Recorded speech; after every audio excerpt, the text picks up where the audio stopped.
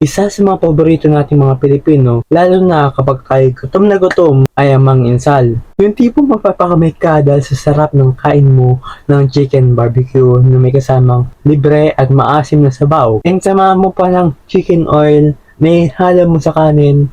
Yung kanin na siguradong hindi ka mabibitin dahil na rin sa sikat nilang only rice. Pero ang tanong, paano nga ba nagsimula ang Mang Inasal? Yan na pag-uusapan natin sa video na to. Hi guys, ako nga po pala si Mark Putuan. And kung bago ko pa lang dito sa aking channel, huwag mong kalimutan mag-subscribe at pakiclick na rin po ang notification bell para updated ka po sa lahat ng videos na ina-upload ko. Paano nga ba nagsimula ang Mang Inasal? Si Ed Garcia, or mas kilalang Injap, ang kilalang founder ng Mang Inasal. Ipinanak siya sa Iloilo City noong 1977 at lumaki siya sa Rojas City, Capiz.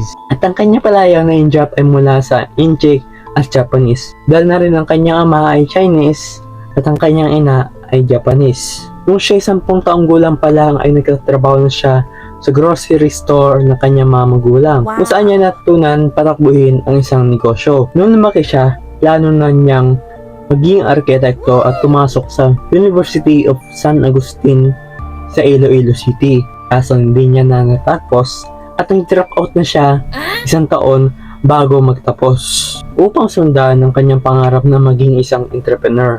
Noong 1997 sa edad na 20 ay nakumbinsi niya ang mga magulang ng kanyang 3 kaklase na mamuhunan sa isang maliit na hotel na tinatawag nilang People's Hotel. Sinubukan din niya ang iba't ibang maliit na negosyo tulad ng laundry shop at auto developing center. Ngunit sa kabila ng kanyang mga tagumpay ay nakukulangan pa rin siya dito. Bakit? Nais niya kasi magpatayo ng negosyo na maaari niya mapalaki sa labas ng kanilang probinsya. At dito na nga dumating ang isang opportunity na magpapabago ng kanyang buhay. Noong 2003 ay nagkaroon siya ng pagkakataon na umupa ng 250 square meter sa Robinson's Mall Car Park sa Iloilo. At alam niyo ba, sa sobrang mura na alok sa kanya ay kinuha niya na agad ito. Kahit wala pa siyang naiisip na idea kung ano nga bang ipapatayo niya dito. At habang nag-iisip siya kung ano nga bang ipapatayo niya dito, ay isa lang ang sinisigurado niya na ito ay may potensyal na lumaki at magtatagumpay sa buong bansa. Pero teka lang, napaisip ka na ba? Saan naman kaya galing ang idea niya sa Mang Inasal? Ganito kasi yun. Isa kasi siya sa mga madalas kumain sa mga fast food restaurant tulad ng McDo at KFC.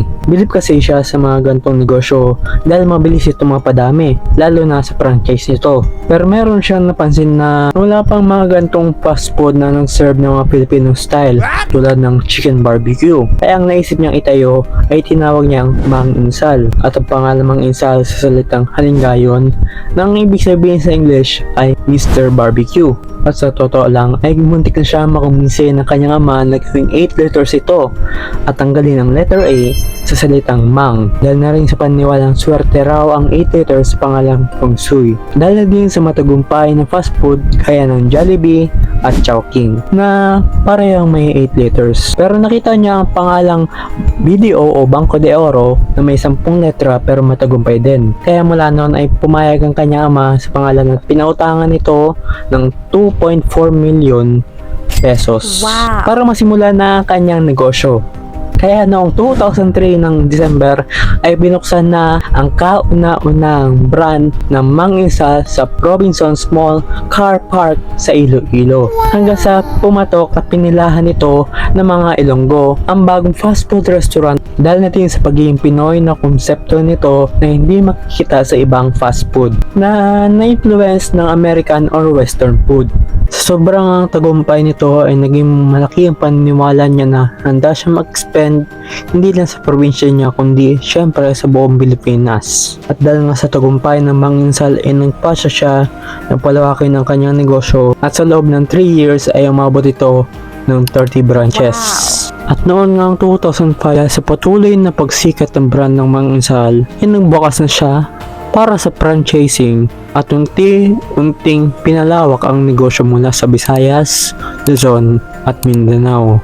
Nagdagdag din sila sa mga menu nila gaya ng sisig, pork barbecue, pancit bihon, at syempre ang pinaka-paborito nating lahat lalo na pag summer ay ang Pinoy halo-halo.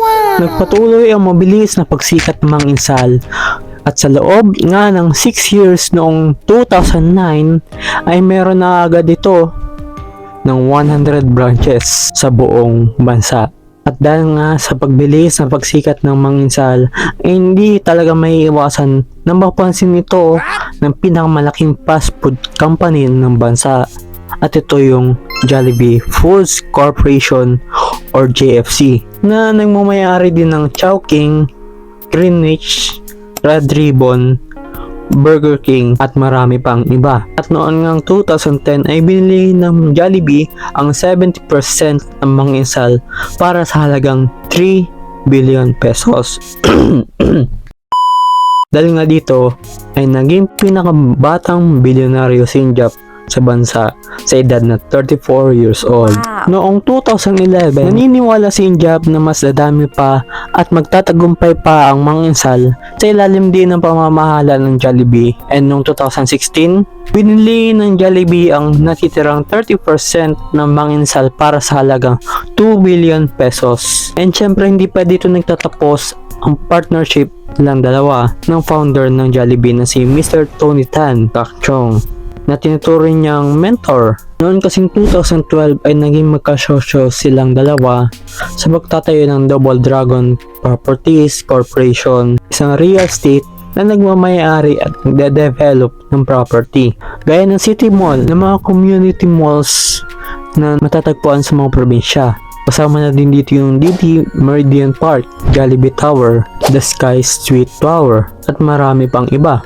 At syempre di din makakalimutan ang unang negosyo na nakamulatan niya kaya nagtayo rin siya ng mga grocery chain na tinatawag niyang Mary Mart. Sa ngayon patuloy pa rin lumalago ang brand ng Mang Insal at noong October 2019 ay binuksan ang kanilang pang 591 branch sa Quezon Boulevard. Mula noon, si Injap naman ay patuloy ang pagtagumpay bilang isang negosyante at sa katunayan nga isa siya sa pinakamayamang tao sa bansa na may network na 2.3 billion dollars. O sa pera natin ay 128.4 billion pesos. Ang kwento ni Injap at ng Mang Insal ay talagang kahanga-hanga at naging inspirasyon din to ng marami. Kahit na siya ay college dropout na at bata pa, ay hindi nagiging hadlang ito sa kanya para maabot ang kanyang pangarap. Dahil sa kanyang determinasyon na makapagtayo ng negosyo nakikilalanin sa buong bansa ay nabuo ang Mang Insal. At doon na nga po nagtatapos ang kwento ni Injap at ng Mang Insal. So ano pang hinihintay nyo? Pakilike na itong video na to at pakishare na rin. And don't forget to subscribe to my YouTube channel at pakiclick na rin po ang notification bell para lagi kayong updated sa mga bagong videos na ina-upload ko. And syempre, road to 100 subscribers na tayo guys. And please help me reach 500 subscribers this year bago matapos ang taon nito. So yun lang guys, maraming salamat sa panood. Again, this is Mark Butuan. And peace out. Bye-bye.